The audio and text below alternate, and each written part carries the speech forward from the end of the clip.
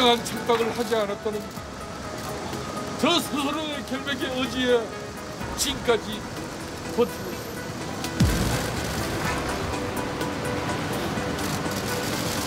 한 번만 더 여러분 고생해 주십시오. 여기까지만 이제. 아유 죄송합니다. 여기까지만. 이렇게 기자들이 많이 올 누굽니까 여러분? 이현주 대표가 되시면. 그래서 저는 사실 예전 정권에서 야당인 민주당에서 정치를 시작을 했습니다. 저는 정말 열심히 싸웠습니다. 솔직히 말씀드립니다. 보수라는 게 뭡니까? 이번 이동훈 헌법재판소장 인사를 보면 친일 재산 환수에 관한 문제라든지 위안부 할머니에 대한 문제라든지 이게 친일인지 보수인지 분명히 해야 될 것 같습니다. 저는 새누리당의 정체성이 의심스럽습니다.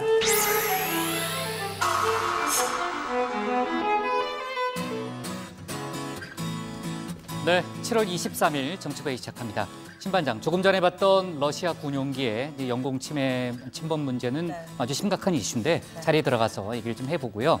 오늘 일본 수출 규제 이슈 관련해서요. WTO 이사회에서 한일 간의 격돌이 지금 예정돼 있잖아요. 네. 지금 이사회는 시작됐다면서요? 네, 스위스 제네바에서 지금 WTO 일반 이사회 시작됐는데 우리 시간으로는 딱 10분 전 5시에 시작이 됐고. 신반장 보낼 거 그랬네요. 그렇습니다. 아깝네요. 네. 현지는 지금 한 오전 10시가 조금 넘은 시간인데 오늘 14개 의제 가운데 일본 수출 규제 조치가 11번째 의제로 논의가 됩니다. 그럼 시간이 꽤 걸리겠는데요? 네, 우리 정부에서는 지난번 일본의 후쿠시마 수산물 분쟁 때 역전승을 이끈 이 산업부의 김승호 국장이 직접 출격을 했습니다. 좀 늦게까지 있어야 되겠네요, 신반장이. 최 반장이 있어도 돼요. 아까 그 영상 보니까요. 어제 이제 김성태 한국당 의원이 뇌물수수 딸 채용 의혹 관련해서 뇌물수수 혐의로 기소가 됐잖아요. 아까 검찰청 앞에서 1인 시위를 한 거죠? 네, 지금 강하게 반발하면서 오늘은 그 서울 남부지검 앞에서 이제 1인 시위를 하기도 했는데요. 네. 지금 정치검찰이 정권의 입맛에 맞게 자신을 기소를 했다. 이 정권의 일종의 정치 보복이다라는 지금 주장을 하고 있고요. 네. 이 검찰의 수사 결과에 대해서는 궤변이라는 표현을 써가면서 수사 결과를 받아들일 수 없다라는 입장. 우는 거 아니었어요? 네, 눈물은 보였는지 잘 모르겠는데. 눈물 보였어요, 아까. 네, 눈물을 훔치더라고요. 네. 좋습니다. 우리 들어가서 얘기 좀 이어갑시다. 갑시다.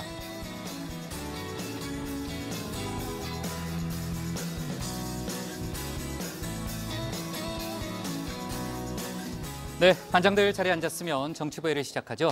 자, 조금 전에 이제 신반장하고 자리에 들어가서 얘기를 하기로 했는데 상당히 심각한 이슈입니다. 중국 정찰기와 러시아 폭격기가 오늘 오전 동해상 방공식별구역, 보통 카디제라고 저희가 이제 부르잖아요. 카디제에 무단 진입했고 이 과정에서 러시아 폭격기 한 대가 독도 인근 한국 영공을 2차례 7분간 침범하는 일이 일어났습니다. 우리 군이 F-15K 등 전투기를 긴급 출격시켰고요. 360여 발의 경고 사격을 가했습니다. 타국 군용기가 한국 영공을 침범한 건 이번이 처음이고요. 경고 사격이 가해졌기 때문에 CNN 등 미국 외신들도 세계 언론들도 상당히 중요한 뉴스로 지금 취급을 하고 있습니다. 중국과 러시아 군용기는 모두 3시간가량 카디제에 머물면서 동해상에서 합류 비행까지 실시했고요. 이 점 때문에 국방부는 두 나라가 합동훈련을 한 게 아니냐 이렇게 추정을 하고 있습니다. 일각에서는 다음 달 초 3주가량 실시되는 한미연합훈련을 겨냥한 대미 압박성 무력 시위 아니냐라는 분석을 내놓기도 합니다만 아직 예단하긴 좀 이르죠. 자, 그나저나 이제 아까 영공 침범은 처음 있는 일이고 전반적으로 이해할 수 없는 일인데 우리 정부의 대응은 어떻게 나타났습니까? 네, 일단 이 외교부와 국방부가 조금 전에 추거홍 주한 중국 대사 그리고 이 러시아의 대사관 관계자를 불러서 이 사전 통보 없이 카디지를 진입한 것과 관련해서 그리고 우리 영공을 침범한 것과 관련해서 엄중 항의 조치를 했습니다. 또 청와대 정의용 국가안보 실장도 이번 사태 이후 이 니콜라이 파트루셰프 러시아 연방안보회의 서기에게 이번 사태를 매우 엄중하게 보고 있고 이런 행위가 되풀이될 경우 훨씬 더 강력한 조치를 취할 것이다. 이런 항의 메시지를 전달했다고 합니다. 네, 자, 고 반장. 근데 지금 일본 정부가요. 지금 독도 영공 위로 러시아 군용기가 들어왔는데 자기네 영공 침해라고 주장하고 있다면서요? 네, 그렇습니다. 지금 교도통신 보도에 따르면요. 일본 정부는 외교 루트를 통해서 우리 정부에 일본 영토에서 경고 사격 행위를 한 것을 받아들일 수 없다 이런 억지 주장을 하면서 항의했다고 합니다. 러시아 측에도 영공 침범에 대한 항의를 했다고 하는데요. 그러니까 이 독도가 자기네들 영토라는 허위 주장을 반복한 셈인데 조금 전에 스가 관방장관의 브리핑이 있었습니다. 아, 그래요? 조금 전에 나왔어요? 예, 내용을 네. 보니까 지금 일본 자위대기도 이 지금 독도 인근으로 긴급 출동한 사실을 언급했다고 합니다. 정확하게 어떤 종류의 군용기인지 또 몇 대가 어디로 출격한 것인지에 대한 언급은 아직 나오지 않았다고 하는데요. 어쨌든 지금 이 자위대기까지 출동을 했다 이런 사실을 조금 전에 언급을 했습니다. 네, 고반장 얘기대로 독도가 자기네 땅이라는 이제 허위 주장 차원에서 자위대기까지 이제 발진을 했다 이렇게 보여지고요. 그 신반장이 우리 외교부의 대응을 얘기했는데 러시아와 중국의 입장도 나왔습니다. 러시아는 그 영공 침범한 사실이 없다. 한국이 비전문적인 대응을 하고 있다라는 주장을 했고요. 중국 같은 경우에는 영공 침범은 아닙니다. 그 카디즈 침범이죠. 방공식별구역 침범이고 중국 정부는 방공식별구역은 영공이 아니고 국제법에 따라 비행 자유가 있다라고 주장을 하면서 그 침범이라는 표현을 쓰는 것에 대해서 상당히 예민한 반응을 보였습니다. 자, 그런데 사실 이제 우리 지금 F-15K는 전투기가 긴급 발진해서 경고 사격까지 했잖아요. 저게 좀 육안으로 뭐 이렇게 대충 보고 추격하는 게 아니잖아요. 예. 네, 그 레이더를 포함한 여러 가지 이제 종합 동시 대응 체계가 작동을 해서 자동적으로 출격을 하게 되는 겁니다. 그러니까 우리 영공을 침범한 사실이 없다라는 이제 러시아 정부의 주장, 뭐 글쎄요, 뭐 팩트 자체를 지금 부정하고 있지만. 뭐 앞으로 이제 우리 정부가 또 이제 러시아 정부에게 설명하고 또 압박을 가해야 될 부분이라고 보여지고요. 사안이 지금 굉장히 복잡해지고 있습니다. 일본 수출 규제 문제 때문에 여러 가지로 그 어려운 상황에서 지금 한미일 또 중러 간의 또 새로운 또 한반도 주변의 안보 구도를 둘러싼 복잡한 형국이 전개되는 거 아니냐라는 얘기가 나오고 있고요. 조금 전에 일본 이와야 다케시 방위상이 추가로 설명한 내용을 들어보니까 이 지역의 평화와 안정을 생각할 때 한일 연계가 상당히 중요하고 한일 군사정보보호협정 연장도 필요하다라는 발언을 했다고 합니다. 그러니까 한일 갈등 국면에서 안보 문제에 대해서는 일본이 또 다른 목소리를 내고 있는 상황인데 조금 전에 제가 복잡한 국면이라고 얘기했듯이 앞으로 우리 정부의 외교적인 노력이 굉장히 중요해진 그런 시기가 됐다고 봅니다. 자, 러시아 군용기 영공 침범 관련해서는요. 지금도 계속 속보가 들어오고 있기 때문에 회의 중에 속보를 다뤄가면서 진행을 하도록 하겠습니다. 오늘 정치부 회의는요. 먼저 신반장 발제를 들어보면서 조금 전에 얘기했던 러시아 군용기 영공 침범 소식과 일본 수출 규제 속보 내용부터 살펴보고요. 정개특위 등 오늘 국회 상황을 이어서 다루겠습니다. 보석 석방 후 첫 재판에 임한 양승태 전 대법원장 소식과 1인 시위에 나선 한국당 김성태 의원 소식도 알아보겠습니다. 그럼 먼저 신혜원 반장의 발제부터 시작하겠습니다.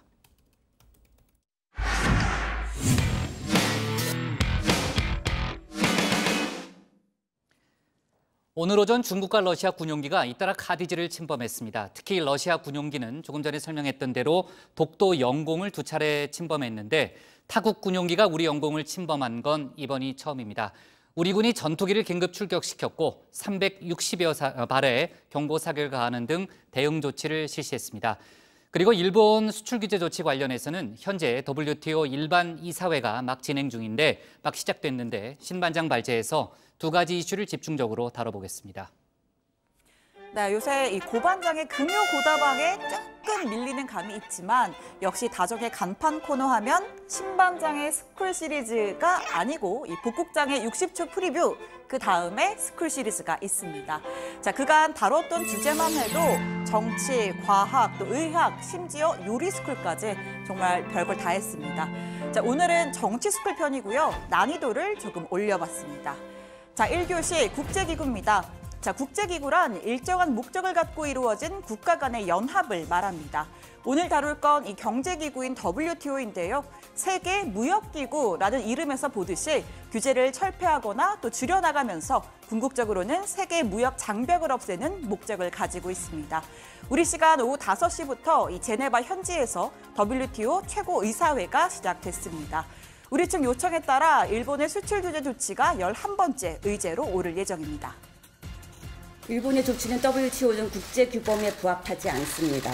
한국 정부는 국제규범에 반하고 과거 일본의 주장 및 발언과도 배치되며 세계 경제 발전을 위협하는 일본의 수출 통제 강화 조치의 철회를 강력히 요구합니다.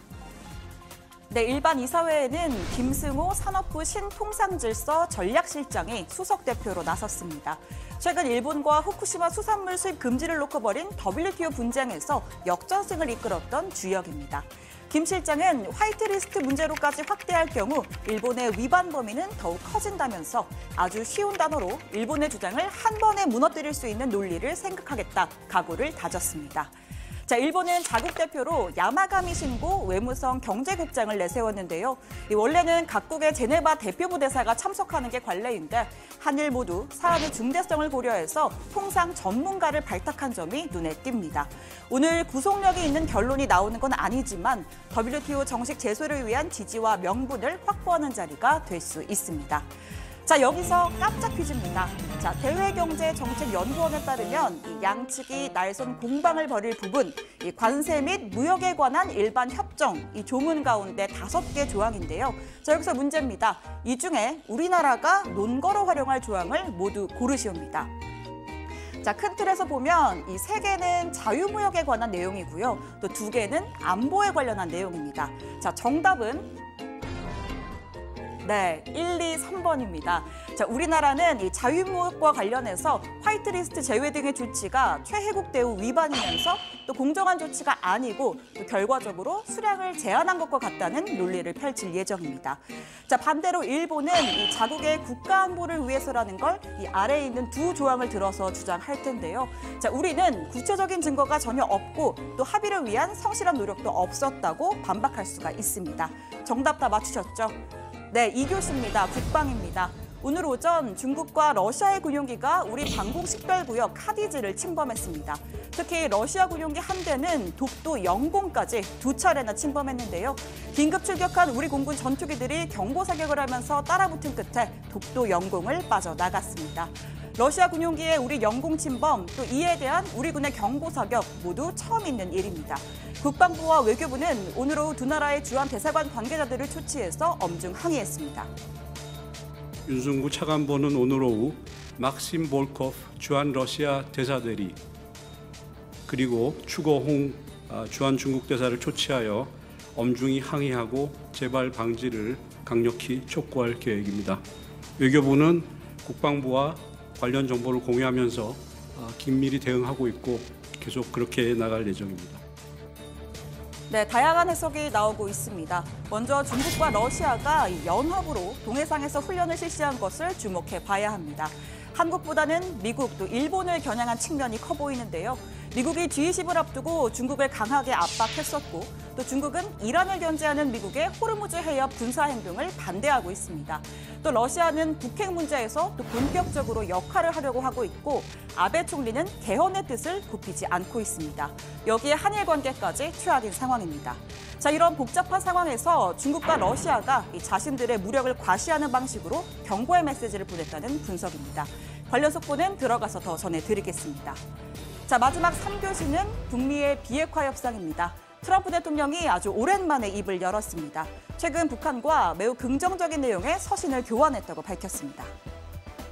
No, we just have a very good relationship, and probably they would like to meet, and we'll see what happens. There was a little correspondence recently, very positive correspondence with North Korea. 다만 실무 협상 재개 여부에 대해서는 아직 일정이 잡히지 않았다고 했습니다. 최근 북한은 다음 달 실시 예정인 한미 연합훈련을 비난하면서 판문점 당시 합의한 이 북미 실무회담을 거부하겠다고 나선 바 있습니다. 미국 측으로부터 한미 군사연습 중지를 약속받았는데 미국이 이를 어기려 한다는 겁니다.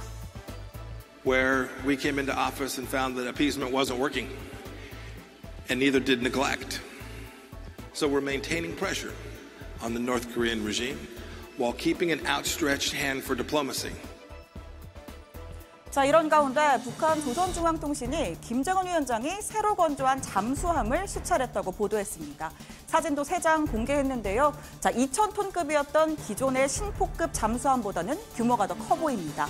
신포급 잠수함이 이 잠수함 발사 탄도미사일 또 SLBM 발사관을 한 개 장착하고 있었던 만큼 이 신형 잠수함에는 SLBM 발사관이 추가로 장착됐을 가능성이 있다는 이 분석이 나오고 있습니다. 김정은 위원장의 군사 관련 행보는 지난달 남북미의 판문점 회동 이후 처음이고요. 북미 실무 협상이 미뤄지고 있는 상황에서 미국을 압박하려는 의도로 보입니다. 오늘 청와대 발제 정리합니다. 잠시 후 WTO서 한일 격돌, 후쿠시마 역전승 주역 나선답니다. 네, 오늘 중요한 소식들이 참 많은데 일단 그 군용기 침범 소식부터 다뤄보겠습니다. 신 반장도 개요를 설명했지만요. 중국과 러시아 군용기가 카디즈에 무단 진입하는 사건이 일어났고 특히 러시아 군용기는 역사상 처음 있는 일이죠. 우리 영공을 침범하는 사건도 있었습니다. 사건 개요를 정리한 다음에 저희가 하나하나 좀 세밀하게 이야기를 이어갈게요. 네, 이 합참이 밝힌 바에 따르면요. 중국 군용기 2대와 러시아 군용기 2대가 오늘 오전 우리 방공식별구역 이 카디즈에 진입을 했습니다. 이어 또 다른 러시아 군용기 한 대가 2차례에 걸쳐서 한국 영공을 침범한 거고요. 타국 군용기가 카디즈에 진입한 건 여러 차례 있었지만 영공까지 침범한 경우는 이번이 처음이라고 합니다. 먼저 카디즈에 최초로 진입한 거는 중국 군용기 2대인데요. 오전 6시 44분쯤 이어도 북서쪽 방향으로 침입했다가 7시 17분 이어도 동쪽 방향으로 이탈을 했다고 합니다. 자, 이후 일본 방공식별구역인 자디즈 안쪽으로 비행을 하다가 7시 49분쯤 다시 또 우리 카디즈에 진입을 했고요. 들락날락했군요, 정말. 왔다 갔다 하는 작업, 행위가 반복이 된 거고 이후 다시 또 이탈했다가 재진입을 했는데 이때가 8시 40분쯤입니다. 그리고 러시아 군용기 2대와 합류한 상태였다고 합니다.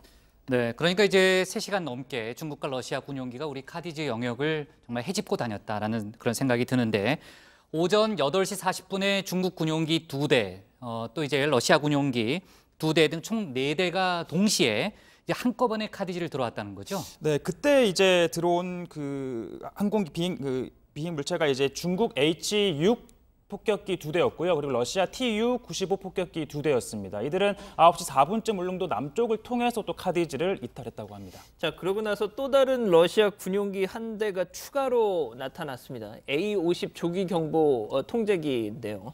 자, 이 조기경보 통제기는 9시 9분부터 약 3분간 독도 영공을 또 침범을 했다가 빠져나갑니다. 그러고 나서 또 16분 뒤에 카디즈에 다시 들어온 뒤에 4분 후에 또 독도 영공을 두 번째로 침범을 합니다. 마지막으로 9시 37분 우리 영공을 이탈을 해서 북상을 했고요. 9시 56분 카디즈를 최종적으로 빠져나갑니다. 자, 우리 공군 전투기 즉각 출동을 했습니다. 영공을 침범한 러시아 A-50에 전방 1km 거리로 360여 발의 경고 사격을 가했습니다. 1차 침범 때 미사일 회피용 플레어, 그러니까 이 섬광탄이라고 하죠. 10여 발하고 그리고 또 기총 80여 발을 또 두 번째 침범 때는 이 섬광탄 10발, 기총 280여 발을 발사한 거죠. 자, 앞서도 말씀드렸지만 이 타국 군용기가 우리 영공을 침범한 사례 처음입니다. 타국 군용기의 전방 1km 근방으로 경고 사격한 사례 역시 이번이 처음입니다. 양 반장, 혹시 통신 시도는 안 해봤답니까? 예, 일단 우리 공군 전투기가 아무런 사전 경고 없이 그냥 드르륵 쏘진 않았겠죠. 예, 카디즈 무단 침입한 중국 폭격기에 대해서 20여 회, 그리고 러시아 폭격기와 조기 경보기에 대해서 10여 회, 총 30여 회 무선 경고 통신했지만 상대 쪽에서는 응답이 없었습니다. 답이 없었답니까? 예. 자, 우리 정부의 대처는 어떻게 이루어졌어요, 신 반장? 네, 일단 이 청와대는 상황 발생 후에 국가안보실장과 안보실 1차장이 국가위기관리센터에 위치해서 상황을 관리했다고 했습니다. 특히 정의연 국가안보실장은 러시아 군용기의 영공 침범에 대해서 러시아 연방안보회의 서기 파트루셰프에게 우리는 이 사태를 매우 엄중하게 보고 있고 또 이런 행위가 되풀이될 경우 훨씬 더 강력한 조치를 취하게 될 것이다 라고 이야기를 했다고 합니다. 연방안보회의에서 상황을 파악하고 적절한 조치를 취해줄 것을 요청한다라면서 강력한 항의의 메시지를 전달했습니다. 자, 국방부와 외교부가 투트랙으로요. 지금 중국과 러시아 인사들을 초치해서 엄중하게 항의를 했죠. 네, 외교부는 윤승구 차관보가요. 막심 볼코프 주한 러시아 대사 대리 또 이 추고홍 주한 중국 대사를 초치해서 엄중히 항의하고 재발 방지를 강력히 촉구했습니다. 네, 자, 러시아 측의 입장은 어떻게 나왔어요? 네, 주반장 러시아 나왔죠? 국방부의 입장이 러시아 국영 타스통신 보도로 나왔는데요. 러시아 국방부 우리 폭격기 다른 나라 영공을 침범하지 않았다라고 했습니다. 이 세르게이 쇼이구 러시아 국방장관도 이 자국 군용기가 동해를 비행하는 동안 타국 영공을 침범하지 않았다. 이 한국의 F-16 전투기가 자국의 전략 폭격기에 대해 비전문적으로 대응을 했다라고 주장을 했는데요. 좀 전에 이 고반장이 말한 것처럼 외교부에 초치된 막심 볼코프 대사, 이 왜 영공을 침범했냐라는 기자의 질문에 지금은 말할 수 없다라고 한국말로 이렇게 대답을 했다고 합니다. 이후에는 뭐 추가 대답 없이 웃으면서 차를 타고 떠났다고 합니다. 네, 근데 아까도 제가 얘기했지만요. 이게 그 레이더 기록이라든지 특히 이제 한미일 정부가 뭐 미국 태평양 사령부를 포함해서요. 전부 다 기록으로 갖고 있습니다. 그러니까 영공을 침범하지 않았다라는 러시아의 주장은 뭐 저 개인적으로는 오래 가긴 좀 어려울 거다라는 생각은 들고요. 자, 중국의 반응은 나온 게 있습니까, 고반장? 네, 화춘잉 중국 외교부 대변인이 정례 브리핑에서 언급을 했는데 구체적인 상황은 알지 못한다라고 하면서도 방공식별구역은 영공이 아니고 국제법에 따라 각국은 비행 자유를 누린다라고 주장을 했습니다. 그러면서 중국 군용기가 카디지를 침범했다는 지적에 대해서 중국과 한국은 좋은 이웃으로 침범이라는 용어는 조심히 써야 한다라고 또 주장을 했습니다. 중국 군용기의 카디지 진입은 앞서 올해 2월에도 있었습니다. 네.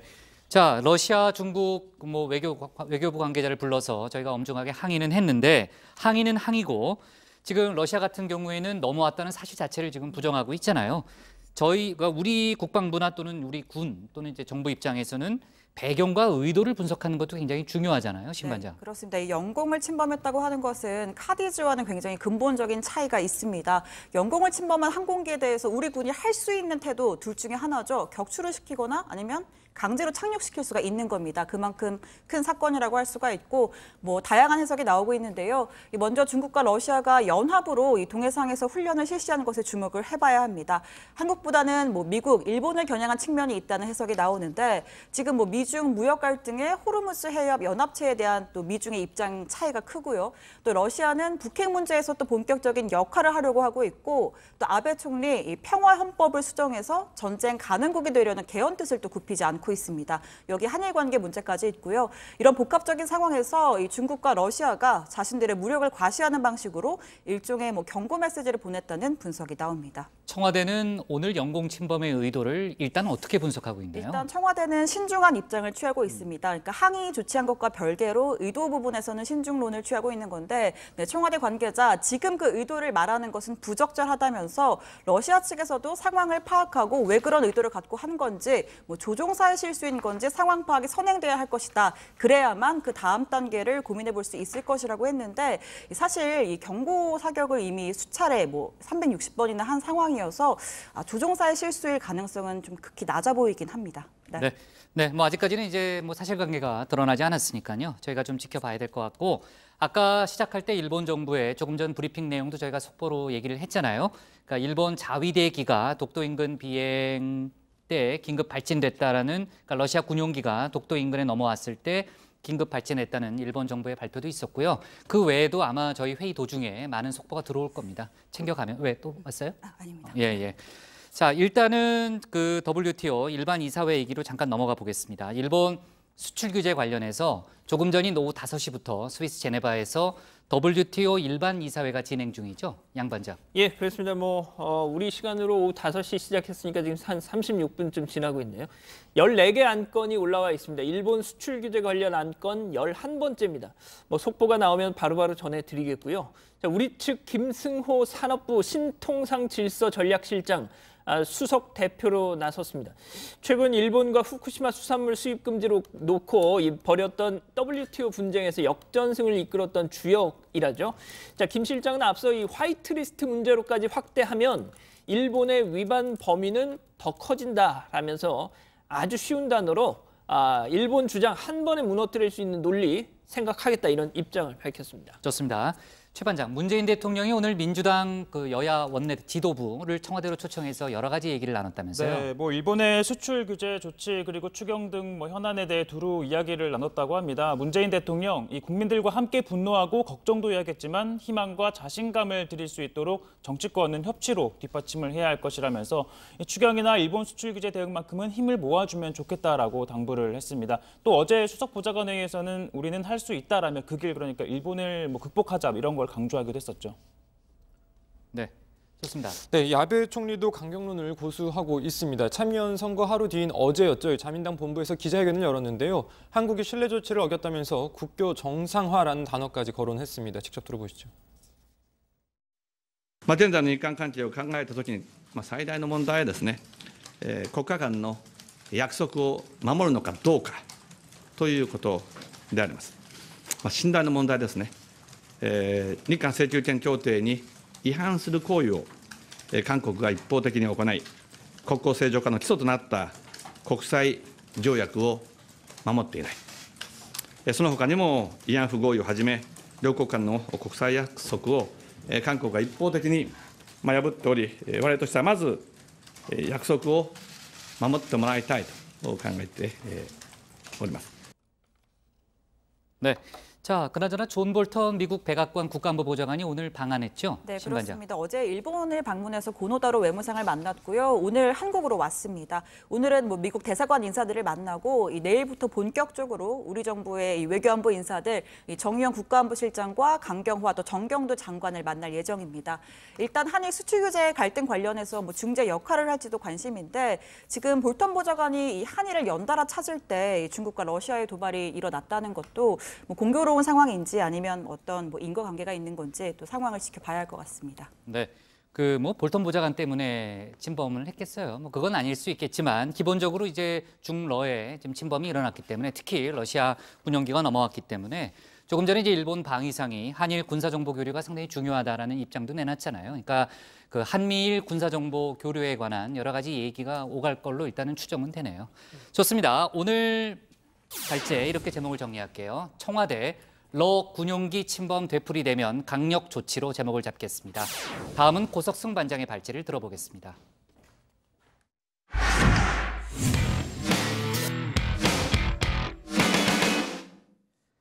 추경 예산안 처리를 둘러싸고 여야 대치 상황이 이어지고 있습니다. 일각에서는 추경안 처리 무산 가능성까지 거론되고 있는데요. 국회에 제출된 추경 예산안이 통과되지 못하는 첫 번째 사례가 될 수도 있습니다. 오늘 고 반장 발제에서 국회 상황을 자세하게 알아보겠습니다. 추경이 오늘로 국회 제출 90일째를 맞고 있습니다. 이제 더는 추경의 발목을 잡아서는 안 됩니다. 추경은 뒷전이고 반일 감정 조장하는 것이 과연 국익에 어떤 도움이 될 것인지 냉정히 생각해야 합니다. 추경에 얼토당토하는 조건을 내세워 처리를 지연 또는 무산시키고 있다는 것을 전 국민이 잘 알고 있습니다. 여당 원내대표는 추경에 별로 관심이 없어 보입니다. 네, 오늘 오전 민주당과 한국당 회의에서 추경 예산안 관련 발언이 이어졌습니다. 추경 예산안 처리 지연 원인을 서로에게 돌렸습니다. 민주당은 한국당이 추경 예산안 처리를 정쟁으로 몰고 가면서 각종 무리한 요구를 하고 있다라는 입장이고, 한국당은 민주당이 정경두 국방장관 살리기, 반일 감정 정치 공세에 빠져 추경안 처리에 관심이 없다라고 주장 중입니다. 자, 본회의 추경안 처리 일정은 여야 합의하지 못했지만 국회 예산결산위원회의 추경 심사는 계속 진행돼 왔습니다. 자, 그런데 어제 한국당 소속의 김재원 예결위원장 심사 중단을 선언했습니다. 자, 일본 수출 규제 대응 예산 등 정부가 심사에 제대로 응하지 않고 있다. 국회의 재정 통제권을 무시하고 있다라는 이유를 들었습니다. 정부 측에서 잘 협조를 해서 이 엄중한 사태를 해결해 나갈 수 있으면 얼마나 좋을까 하는 그런 생각을 갖고 있습니다만 현 단계에서는 더 이상 얘기를 이을 수 없다는 판단이 들었습니다. 저는 개인적으로는 제 지역구로 돌아가서 민원 상담을 하면서 때를 기다릴 생각입니다. 네, 정치권 안팎에선 이러다가 추경 예산안 통과 아예 무산되는 거 아니냐 이런 이야기도 나오고 있습니다. 곧 9월 정기국회가 시작되면 내년도 본예산 심사에 들어가야 하는데 추경안 심사와 본회의 처리 이 시간이 되겠냐 이런 거죠. 자, 그것보다 더 중요한 건 추경 예산 편성 효과가 시간이 갈수록 떨어질 수밖에 없다는 건데요. 자, 오늘 국회 기획재정위원회에 출석한 이주열 한국은행 총재 이렇게 말했습니다. 추경에 따른 효과가 통상 10조가 0.1% 이렇게 집행 시기가 늦어질 거기 때문에 그 소위 직접 성장에 미치는 효과는 아마 그거보다는 좀 아래일 걸로 생각을 합니다. 추경이 이제 편성이 안 되면 제가 아까 그 산술적으로 생각해도 아까 반영한 만큼의 성장률 하락 효과는 있겠습니다. 네, 추경안 이야기 들어가서 좀 더 해보고요. 국회 정치권 갈등의 또 다른 뇌관, 바로 정치개혁특위, 정개특위입니다. 정개특위 그중에서도 선거제 개편을 다루는 1소위원회 위원장직을 두고 여야가 신경전을 벌이고 있습니다. 한국당은 정개특위 위원장을 민주당이 맡았으니 소위원장은 우리가 해야 한다는 입장이고 민주당은 인정할 수 없다라는 입장입니다. 자, 통상 상임위원회 소위원장은 상임위 간사들의 협의로 정하곤 하는데 선거제 개편 논의의 첫 관문인 정개특위 1소위원장 자리는 자리가 자리인 만큼 여야 원내대표들까지나 직접 나선 상황입니다. 어제 여야 교섭단체 원내대표 회동에서도 이 문제가 집중 거론됐지만 결론은 내지 못했습니다. 자, 나경원 한국당 원내대표는 오늘 원내대책회의를 주재하면서 한국당이 정개특위 1소위원장으로 사실상 내정한 장제원 의원에게 힘을 실어줬습니다. 카메라에 잘 안 잡히는 자리에 앉아있던 장제원 의원을 바로 옆자리로 불렀습니다. 장제원 의원 일로 와보세요. 오늘 정개특위 소위원장 앞으로 소위원장 하시는데요. 빨리 오세요. 아이고 오세요 빨리.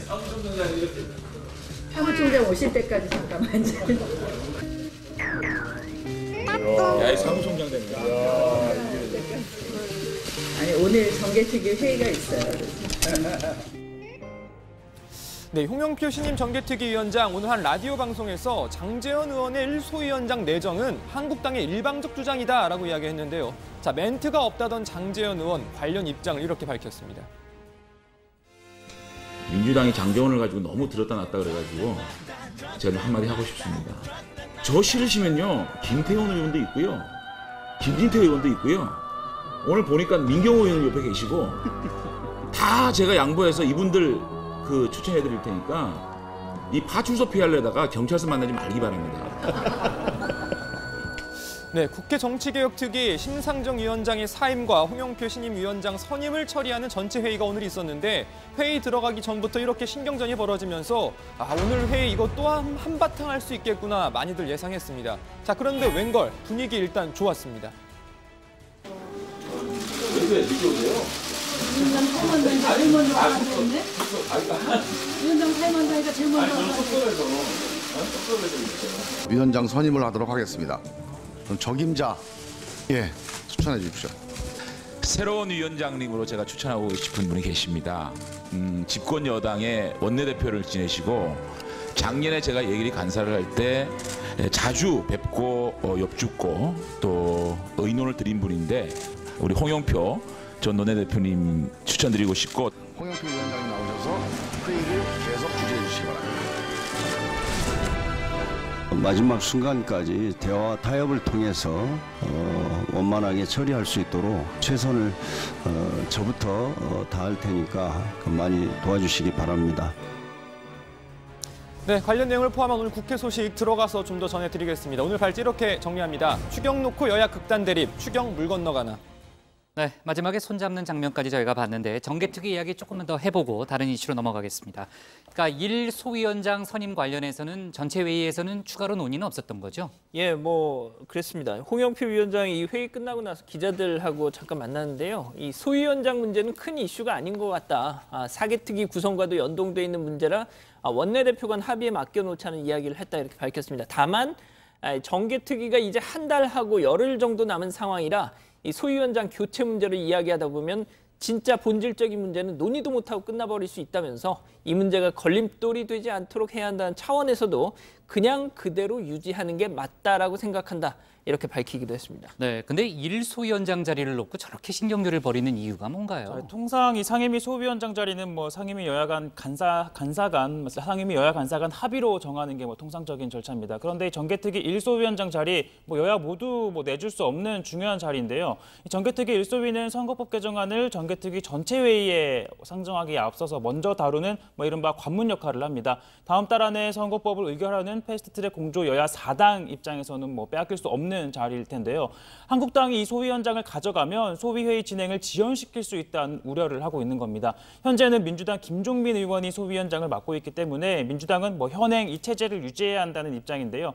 같은 논리로 한국당 역시 소위원장 자리를 가져와야 한다는 상황입니다. 패스트트랙 여야 4당 공조 처리를 겪은 한국당 입장에서는 또 뭐 혹시나 있을지 모르는 한국당 패싱에 제동을 걸 장치가 뭐 필요하다는 거죠. 네, 그리고 이 자유한국당이 국회 사법개혁특위위원장으로 사선의 유기준 의원을 내정했습니다. 사개특위위원장도 정해졌군요. 예, 오늘 오후에 정했는데 자, 유기준 의원은 변호사 출신이죠. 이 한국당은 전문성을 가지고 검경 수사권 조정 문제 등 사법개혁 현안들을 치우침 없이 균형 있는 시각으로 다룰 적임자라고 생각한다라고 내정 이유를 밝혔습니다. 네, 정개특위, 사개특위위원장이 다 정해졌기 때문에 앞으로 관련 논의가 좀 빠르게 진행될 수 있을지 좀 지켜봐야 되겠는데요. 국회 패스트트랙 그 충돌 이후에 지금 이제 정개특위, 사개특위 문제로까지 이어졌는데 패스트트랙 수사 관련한 중간중간에 속보는 저희가 다뤘잖아요. 오늘도 국회의원 한 명이 조사를 받았죠? 네, 그렇습니다. 한국당이 공동폭행 혐의로 고발한 민주당 송기현 의원이 경찰에 출석해 조사받았습니다. 송기현 의원은 오전 10시쯤 서울 영등포경찰서에 도착해서 조사에 응하지 않고 있는 한국당 의원들을 강하게 비판했습니다. 송 의원은 패스트트랙 처리 당시 저는 한국당 의원들에 의해 회의실 입장을 저지당하고 의안 접수도 저지당한 국회법상 피해자라면서 한국당 의원들도 빨리 나와서 조사를 받아야 한다라고 말했습니다. 송 의원은 또 경찰을 향해서는 한국당 의원들의 불출석과 관련해 빨리 형사소송법에서 정한 절차대로 후속 조처를 해야 한다. 이런 식이라면 어느 국민이 경찰 수사에 응하겠냐면서 강제 수사 필요성을 강조했습니다. 네, 추경안 얘기를 좀 해보겠습니다. 아까 고반장 발제 때도 저희가 들어봤지만요. 이러다가 정말 무산되는 거 아니냐는 얘기가 벌써부터 많이 나오죠. 네, 그런데 이 추경이 무산된 적은 아직까지는 단 한 번도 글쎄요. 없습니다. 그러니까 네. 시간이 좀 걸리더라도 국회 통과는 다 했었던 거고요. 그런데 이번 추경 예산안 뭐 심상치가 않습니다. 제출된 지 90일가량이 됐는데 아직 여야 간 이 처리 일정도 합의하지 못했고 심지어 김재원 예결위원장은 심사 중단을 선언하기까지 했습니다. 앞서 이주열 한국은행 총재의 이야기도 들었지만 이 추경은 타이밍이라는 이야기를 많이 하는데 그만큼 뭐 정부로서는 지금 애가 타는 상황 일 거고요. 이낙연 국무총리 오늘 국무회의에서 이 참담한 심경이다라는 표현까지 썼습니다. 들어보시죠. 추경안 처리가 여전히 표류하고 있습니다. 국회의 전개가 참담합니다. 공동 대처를 다짐했으면 실천이 따라야 합니다. 네, 문재인 대통령도 오늘 민주당 원내대표단과 오찬 간담회를 가졌는데 추경안 처리 재차 당부했습니다. 추경 또 일본의 수출 규제 대응만큼은 힘을 모아주면 좋겠다면서 국민들과 함께 분노하고 또 걱정도 해야겠지만 희망과 자신감을 드릴 수 있도록 정치권을 협치로 뒷받침해야 할 것이라고 이야기했습니다. 네, 자 개각 관련 이야기를 좀 해보겠습니다. 이호성 방통위원장도 사의를 표했다는 보도가 어제부터 나왔고요. 뭐 확인은 됐죠. 그 개각 관련한 여러 가지 보도가 이어지고 있는데 이낙연 총리의 유임 가능성을 점치는 목소리들이 많이 나오고 있죠. 예, 이미 이낙연 총리는 국회 대정부 질문에서 총선 출마 계획 없다고 몇 차례 얘기를 했었죠. 하지만 뭐 이 꾸준히 역할론이 거론돼 있었던 것 역시 사실입니다. 어쨌든 이낙연 총리 총선 불출마 마음을 굳히고 이번 개각에서 유임될 가능성 크다 이런 전망이 계속 나오고 있습니다. 오늘자 한국일보 이 총리 유임 가능성을 전하면서요.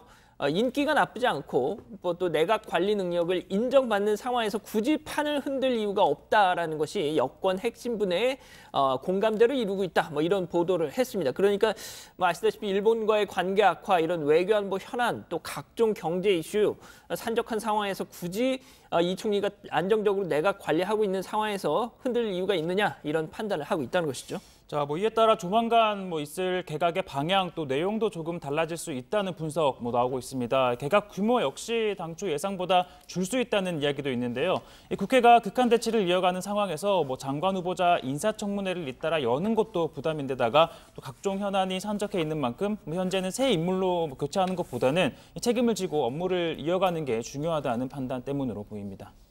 네, 좋습니다. 개각 관련해서는 원래 7말 8초 얘기도 많이 나왔는데 저희가 조금 늦어질 수도 있다는 얘기도 나오더라고요. 오늘 기사 제목 이렇게 정리하겠습니다. 문 대통령 추경 1 수출 규제에 힘 모아달라로 제목을 잡겠습니다. 다음은 양원보 반장의 발제를 들어보겠습니다.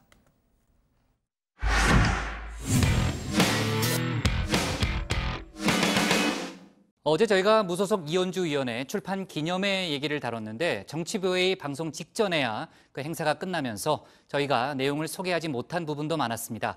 보수의 여전사라는 평가를 받고 있는 이현주 의원의 출판 기념회가 오늘까지도 화제를 낳고 있는데 양 반장 발제에서 관련 소식과 다른 정치권 뉴스를 함께 정리해 보겠습니다. 예, 그렇습니다. 무소속 이현주 의원의 책, 이 제목부터 정말 도발적이죠. 나는 왜 싸우는가? 예, 어제 국회에서 이렇게 출판 기념회를 했습니다. 민주당에서 이 정치를 시작을 했지만 민주당 사람들은 한 명도 오지 않았습니다. 자, 그 빈자리를 보수 야권 주요 인사들이 차지했죠. 자, 이날 이 행사 진행을 방송인 전직 정치인이지만 박종진 씨가 했는데 이 박종진 씨도 깜짝 놀랄 만큼 거의 대선 후보급 행사였다죠. 이렇게요. 굉장해요. 네, 오늘 딱 대선 출정 시간 딱 되겠어요. 네, 그죠? 무소속으로 나오세요, 그냥. 네. 왜 또, 네, 농담이에요. 여기 한교안 대표도 계시고 다 그럽니다. 자, 그런데 행사 시작부터 조금 아슬아슬한 발언들이 나옵니다. 첫 번째 축사, 박관용 전 국회의장이 했는데 이건 뭐랄까요. 성인지 감수성이 조금 문제가 있다. 은퇴하셨으니 망정이지 요즘 이렇게 어디 가서 축사했다간 정말 큰일 나겠다 싶은 생각이 들더군요. 이렇게요. 얼굴은 이쁘지만은 내용은 아주 강찬. 나약한 여자지만은 사나이보다도 훨씬 큰 배짱을 가지고 있구나.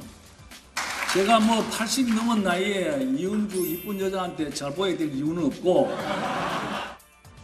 자, 이제 본격적으로 당대표들 축사 이어집니다. 자유한국당 황교안, 우리공화당, 그리고 홍문종 대표.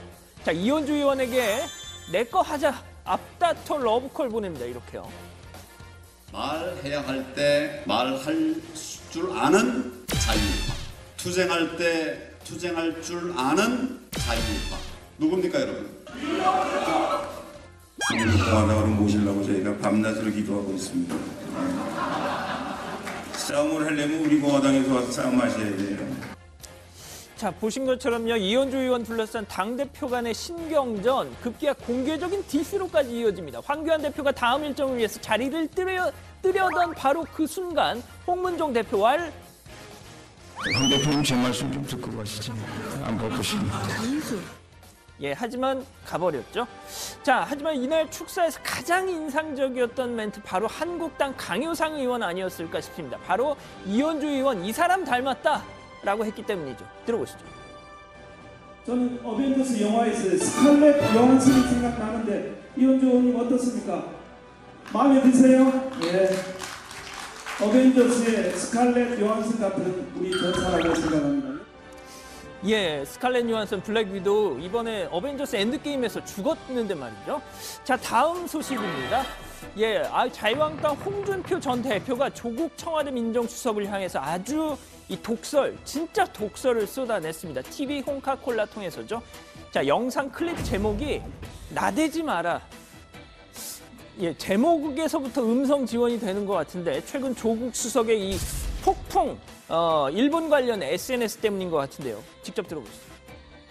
조국 수석을 보면서 참 안타깝게 느끼는 것은 어떻게 민정수석이 저렇게 나대냐. 철없이 나대면 칼 맞습니다. 지금 또 청와대에서 나대는 사람이 한 사람 더 있죠. 이제는 자중하시기 바랍니다. 그 한 사람이 누굴지는 얘기를 하지 않았습니다. 자, 홍 전 대표 말고도 오늘 한국당 회의에서 조국 수석의 성토장을 방불케 할 만큼 많은 얘기들이 쏟아졌습니다. 특히 법무장관 내정설 지금 돌고 있지 않습니까? 관련해서 꿈도 꾸지 마라 경고까지 했습니다. 이렇게요. 법무부 장관 김칫국 마시기에 허세 부리기에 몰두하고 있는 조국 수석 정중히 물러나실 것을 부탁드립니다. 자, 어쨌든 조국 수석 44건의 일본 관련 SNS에 올렸지만 이제 더 이상은 올리지 않겠다 얘기를 했다고 하죠. 자, 마지막 소식입니다. 자, 민주평화당 박지원 의원 오늘 라디오 출연했습니다. 그래서 그게 뉴스야? 물론 아니죠. 그런데 오늘 라디오 출연은요, 좀 특별했습니다. 잠깐 화면 보면서 설명을 드리겠습니다. 자, KBS 라디오 김경래의 최강시사라는 프로그램인데요. 자, 보시면 왼쪽에 박지원이라고 저렇게 타이틀이 떠 있지 않습니까? 근데 자리가 없습니다. 자, 생방송 늦으면 큰일 나는데요. 자, 잠시 후 박지원 의원 도착한 것 같네요. 늦었는데도 저 전화 통화를 하는 저 여유. 곧 시작일 것 같은데 스태프들한테 뭐 이런저런 주문 얘기도 좀 듣고. 자, 그렇습니다. 자, 이제 방송이 시작할 것 같습니다. 김경래 최강 시사. 자, 그런데 잠시 후 놀라운 상황이 펼쳐집니다. 이렇게 말이죠. 안녕하세요. 박지원입니다. 오늘 좋은 하루가 시작되기를 바랍니다. 무더위가 계속되지만 행복하고 건강한 하루가 되셨으면 좋겠습니다. 그렇습니다. 박지원 의원 오늘 게스트가 아니라 MC로 데뷔한 거죠. 1일 MC. 원래 진행을 맡았던 앵커가 휴가를 가서 이렇게 됐다고 합니다. 자, 현역 정치인이 라디오 MC를 볼 때 벌어지는 장면, 바로 이런 장면 아니겠습니까? 바른미래당이나 우리 민주평화당이나 똑같이 한심하기는 같습니다만은 그래도 네. 잘 했으면 좋겠습니다. 네, 고맙습니다. 뭐 바른미래당 상황이 어제 제가 뭐 몸싸움, 고성 뭐 이렇게 전해드려서 다들 아실 텐데 민주평화당은 무슨 문제가 있길래 그런 거죠? 지원 의원님께서는 정계 은퇴하시길 청합니다. 곧 8순입니다. 물리적 나이 무시 못합니다. 그랬군요. 이래서 동병상련이라는 말이 오늘 제목에 뽑히나 봅니다. 오늘 준비한 소식은 여기까지입니다. 지원 의원이 라디오 진행을 했군요. 아주 이색적인 그런 풍경이었습니다.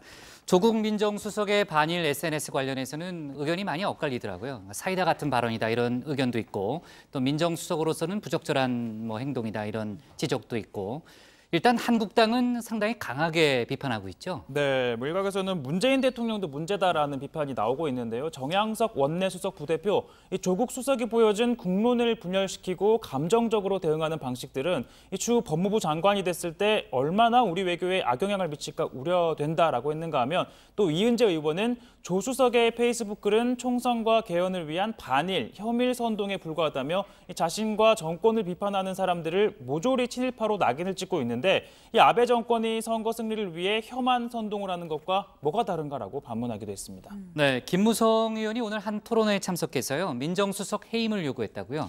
네, 상당히 격한 표현을 했는데요. 조국 민정수석처럼 겁먹고 쫄지 말라며 결사항전을 외치는 것은 문제를 더더욱 악화시키는 몰상식한 대응이다라고 하면서 그동안 수십 차례 비이성적 선동을 일삼아온 조 수석을 당장 해임해야 한다라고 촉구했습니다. 더 나아가서 조 수석의 선을 넘은 발언에 대해 문재인 대통령이 제재하지 않는다면 문 대통령도 조 수석과 똑같은 생각을 갖고 있는 비정상적 상태다라고 규정할 것이다. 라고 주장하기까지 했습니다. 네, 한국당의 주장을 들어봤고요. 민주당 쪽 반응은 어떻습니까, 양 반장? 예, 윤호중 사무총장이 어제 라디오에 나와서 공직자로서 갈등을 오히려 확산시키는 그런 역할을 하는 거 적절치 않다 이렇게 좀 약간 비판 쪽에 지적을 했었죠. 마침 그 얘기가 있고 나서 조국 수석도 더 이상 일본 관련 SNS 글을 올리지 않겠다고 말했다는 소식이 전해졌는데 자, 윤호중 사무총장 오늘은 좀 다른 뜻을 밝혔습니다. 한 언론과 인터뷰에서 조국 수석과 나는 표현 방식은 다르지만 일본에 대해서 같은 생각을 갖고 있다 이렇게 거들고 나선 거죠. 민주당 황희 의원도 SNS에 야당의 극렬한 반대와 일부 여당 내 우려와는 달리 조국 수석에 대해서 그 SNS 내용에 대해서 국민적 지지는 매우 높다 이렇게 감싸기도 했습니다. 네, 청와대는 지난번에 어떤 사안이었더라. 그러니까 어쨌든 조 수석의 SNS 글은 청와대 공식 입장이 아니다 이런 입장을 좀 냈던 걸로 기억하는데 네. 이번 사건과 반일 그 사태 관련한 여러 가지 글에 대한 청와대 입장이 나온 게 있나요? 네, 이번에도 어제 비슷한 취지의 설명을 내놨습니다. 그러니까 청와대의 공식 입장은 아니다라고 선을 그었습니다만 이 대법원 판결에 대한 견해 같은 법리적인 문제는 법조인으로서 조 수석이 충분히 할 수 있는 발언이라고 생각한다라고 했습니다. 자, 그런데 조 수석이 대통령과의 공감 없이 이런 이야기를 하지는 않았을 거라는 게 여권 인사들의 대체적인 분석이고요. 결국은 문재인 대통령이 직접 할 수 없는 이야기를 조 수석이 대신 의중을 반영하고 있는 거 아니냐 이런 분석도 나오고 있습니다. 네, 자, 박근혜 정부에서 친박 실세로 통했던 자유한국당 최경환 전 의원이 한국당 의원들 전원에게 편지를 보냈다면서요? 네, 그 편지의 핵심은요. 박근혜 전 대통령 탄핵 문제로 더 이상 당이 발목을 잡혀서는 안 된다라는 내용이었습니다.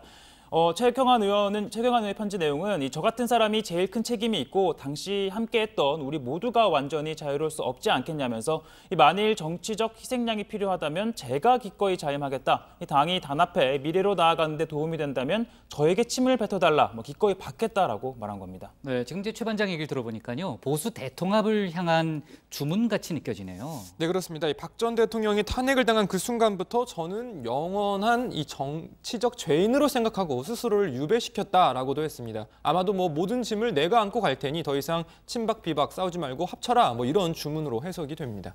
네, 최경환 전 의원이죠. 이제는 대법원에서 확정 판결을 받아서 실형을 선고받아서 의원직을 잃었는데 여전히 억울하다고 주장한다면서요? 네, 그렇습니다. 자신은 국정원 예산이 어떻게 편성됐는지를 이번에 재판을 받으면서 알게 됐다. 그런데 어떻게 국정원 예산을 봐주고 뇌물을 받을 수 있었겠냐라고 반문을 하기도 했습니다. 네, 자, 국회 국토교통위원장직을 내놓지 않아서 결국은 당 윤리위원회까지 회부된 한국당 박순자 의원에 대한 징계 수위가 오늘 결정될 거다라는 얘기를 저희가 어제 예고를 했었는데 결과가 나왔다면서요? 네, 조금 전에 결정이 나왔습니다. 이 박순자 의원 당원권 정지 6개월 징계를 받았습니다. 6개월이요? 네, 그러니까 내년 1월쯤에야 징계가 끝난다는 건데 내년 4월에 총선을 앞두고 이 공천이 한 1, 2월 중에는 진행이 된다는 걸 감안하면 사실상 공천에도 큰 지장을 줄 게 자명한 그런 상황이 된 겁니다.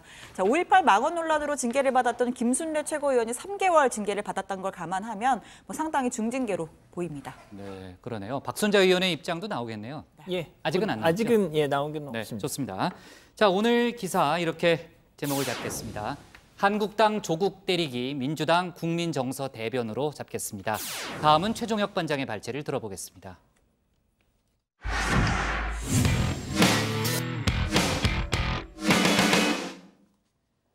법원의 보석 결정으로 석방된 양승태 전 대법원장이 오늘 불구속 상태로 첫 재판을 받았습니다.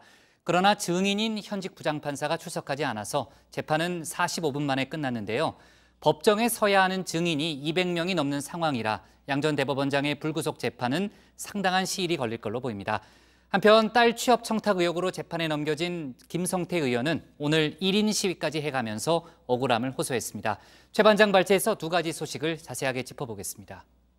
네, 양승태 전 대법원장은 비교적 밝은 표정으로 오늘 법정에 나왔습니다. 이 법원은 보증금 3억 원과 함께 보석 조건을 내걸었죠. 이 주거지를 성남시 자택으로 제한했고 재판과 관련된 사람과의 접촉을 금지했습니다. 또 3일 이상 여행을 하거나 출국을 할 때는 법원의 허가를 받아야 한다는 등의 조건이었죠.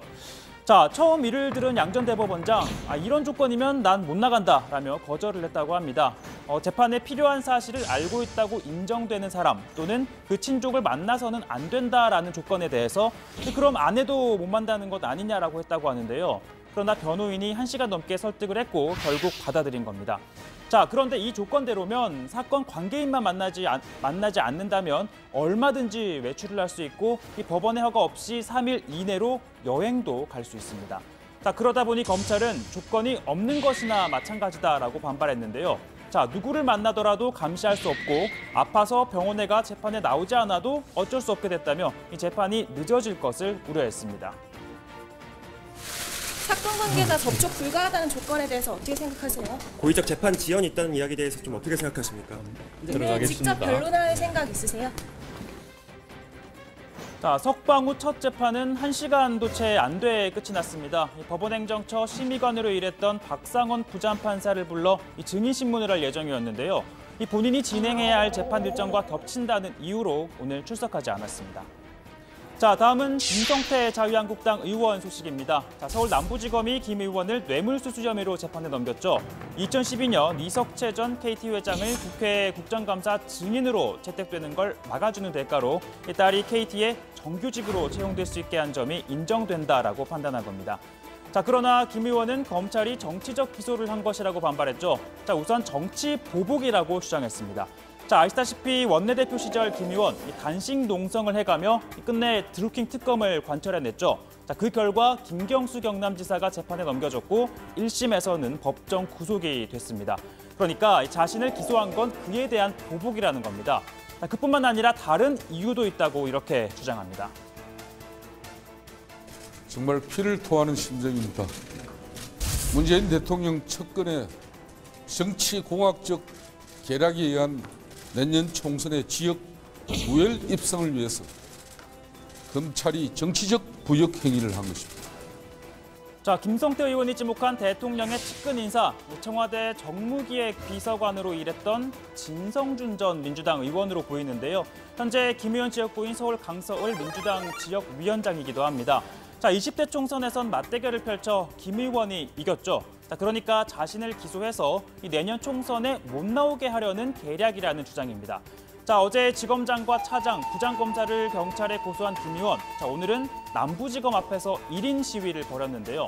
눈물로 억울함을 호소했습니다. 물밀듯이 밀려오는 이 분노, 이 억울함은 저 스스로도 어쩔 수가 없습니다. 부정한 청탁을 하지 않았다는 저 스스로의 결백의 의지에 지금까지 버티고 있습니다.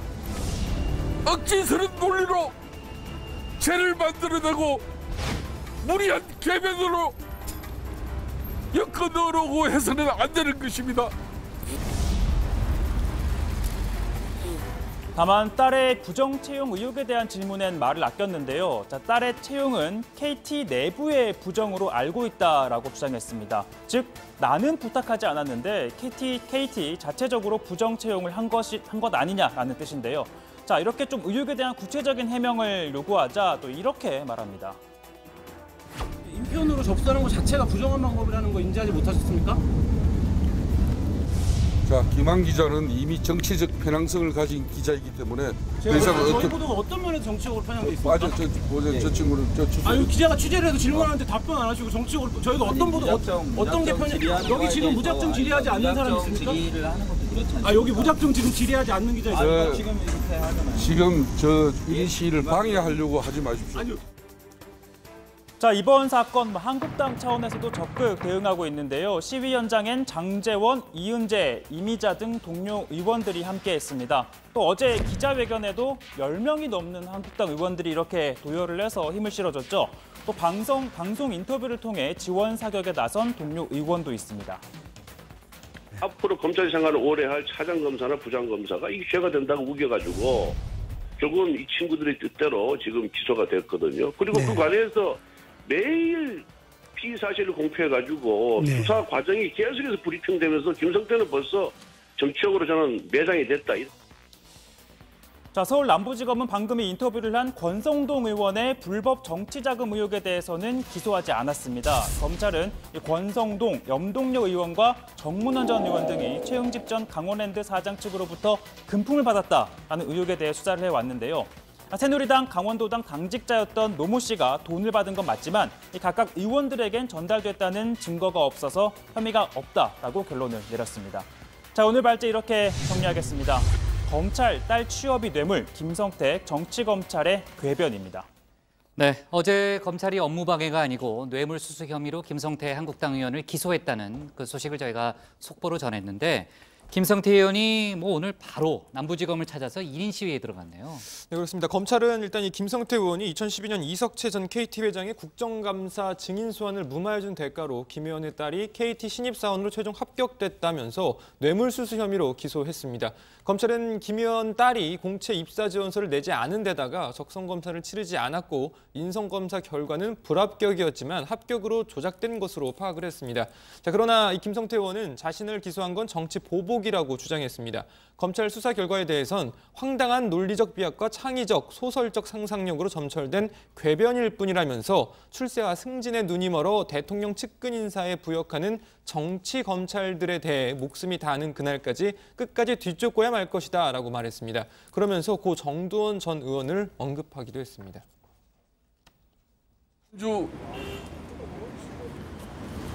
생을 달리한 정두원 의원이 피를 토하며 억울한 심정을 드러냈던 저축은행 사건의 수사단장이 바로 건익한 남부지검장입니다.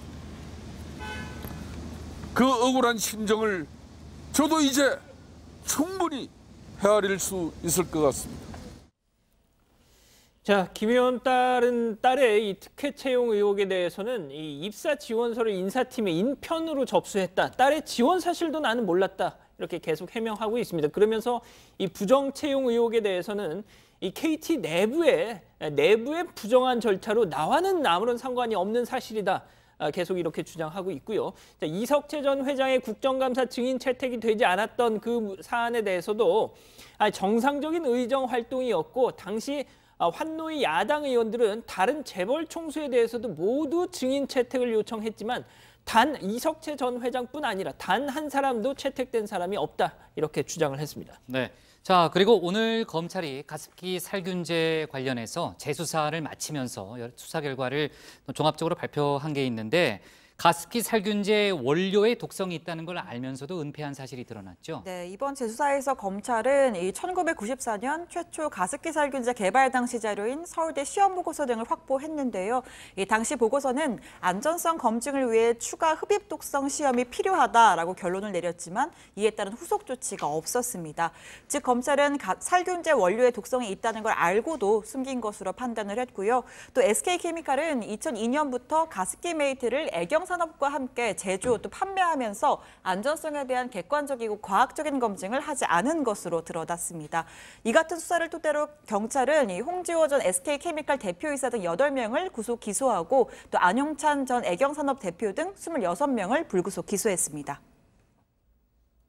이번 수사를 통해서 CMIT, MIT 성분 가습기 살균제 제조 판매 기업 임직원들의 과실과 건강 피해의 인과관계를 규명하였고 가습기 살균제 원료 공급 과정에서 독성 물질인 THM제 독성 정보를 제대로 제공하지 아니한 과실을 확인하였으며 가습기 살균제 사건의 진상 규명을 방해한 임직원과 공무원 등을 엄단하였습니다.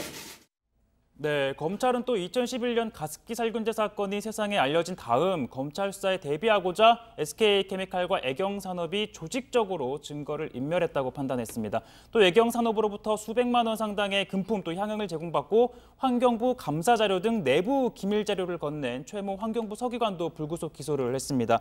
심지어 최 서기관은요, 지난해 11월 검찰의 재수사가 예고되자 애경산업 측에 연락을 해서 관련 자료를 철저히 삭제해달라고 증거 인멸을 교사한 혐의도 있고요. 또 아울러 사회적 참사 특조위에서 가습기 살균제 사건 조사를 무마해달라는 부탁을 받고 돈을 받은 전직 국회의원 보좌관 양모 씨도 함께 재판에 넘겨졌습니다. 네, 오늘 문무일 검찰총장이 내일 퇴임하잖아요. 오늘 민감용 경찰청장을 만나러 경찰청에 갔는데 예전에 저희도 한번 다뤘던 기억이 나는데 그 검찰청장이 취임 후에 경찰청을 찾은 것도 처음이고 또 퇴임 인사차 경찰청에 간 것도 처음입니다. 하여간 문무일 총장이 그 관련해서는 초유의 그런 지금 이제 사진이 나오네요. 민감용 총장이 아주 활짝 웃고 있는 그런 모습이 인상적입니다. 자, 오늘 기사 제목 이렇게 잡을게요. 가습기 살균제 SK 애경 임직원 등 34명 기소로 제목을 잡겠습니다.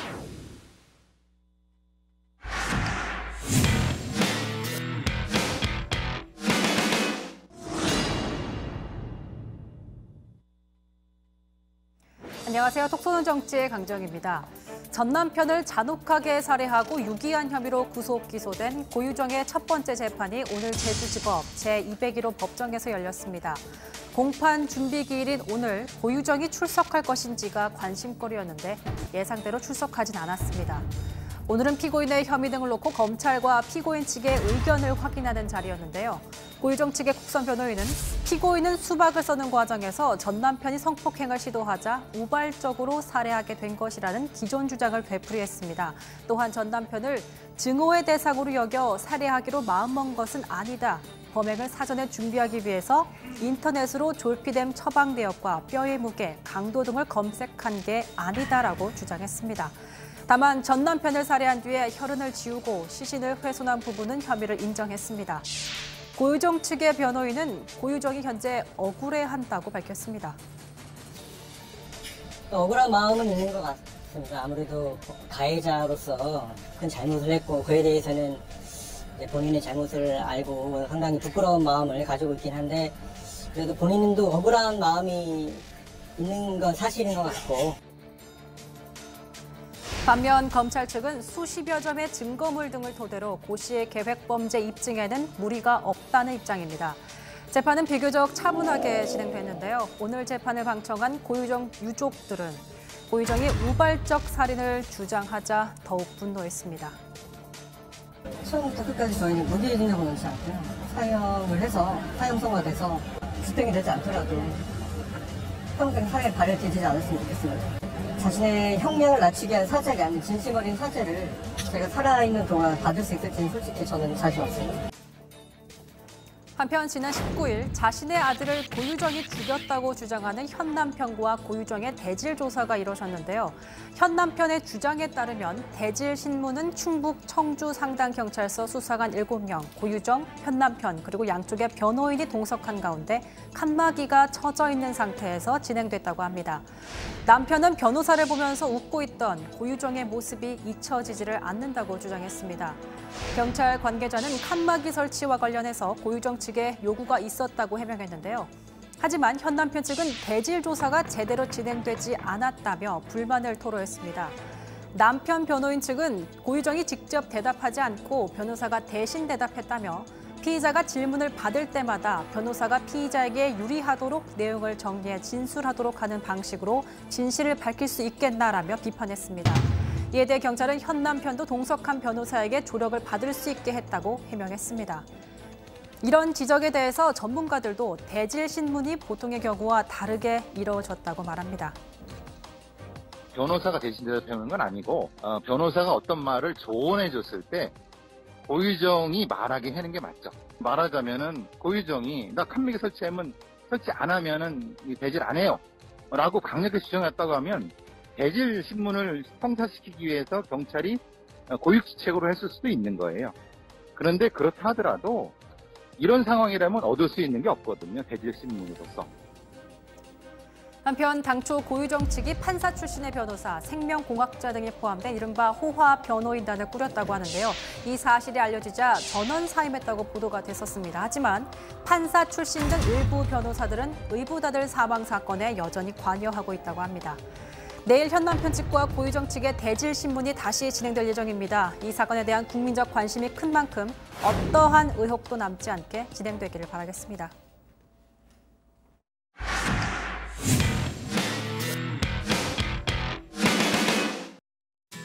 네, 미리 보는 내일 복국장의 60초 프리뷰 시작합니다.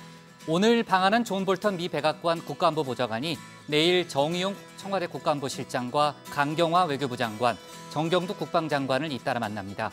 한일 갈등과 북한 비핵화 협상, 호르무즈 해협 파병 등 여러 이슈가 논의될 걸로 보이고요. 오늘 발생한 러시아 군용기의 영공 침범 문제도 비중 있게 다뤄질 걸로 보입니다. 오늘 WTO 이사회가 우리 시간으로 오후 5시쯤 시작됐다는 속보를 전했는데 오늘 밤 한일 두 나라가 일본 수출 규제 조치를 놓고 치열한 논리 대결을 펼칩니다. 이사회를 앞두고 양국의 장외 여론전도 뜨거웠는데요. 자세한 속보 내일 회의 때 전하겠습니다.